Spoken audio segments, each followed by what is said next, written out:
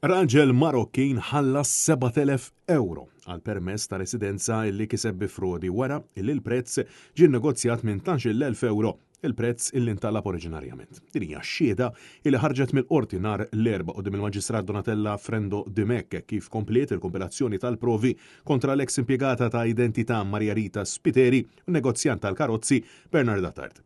U ma qed jiġu akkużati pasil ta' flus, traffikar ta' persuni, frodi u falsifikazzjoni li tinvolvi data misruqa mill-Aġenzija Identità. Il-Marokkin irrakkonta kif sema Battart fl-2021, meta il-barbier tiegħu qallu li jista' jintroduċih ma' xi ħadd illi jista' jġiblu karta tal-identità.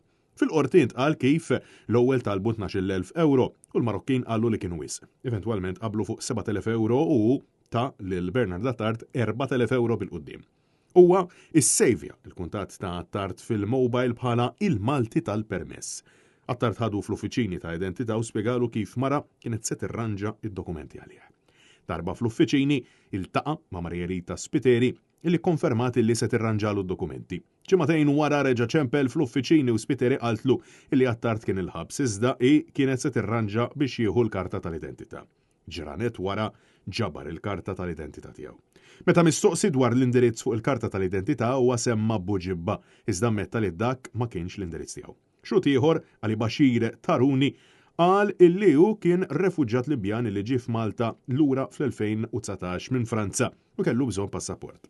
In-numru ta' Attard għaddew lilu u kienu iltaqgħu taslima u Attard wedu li se jgħinu basta jħallas 8,000 euro. Tuħani qallu illi kienu wisq u din iċ-ċifra tnaqset għal 6,000. Intalab ukoll iħallas depożitu ta' 500 euro.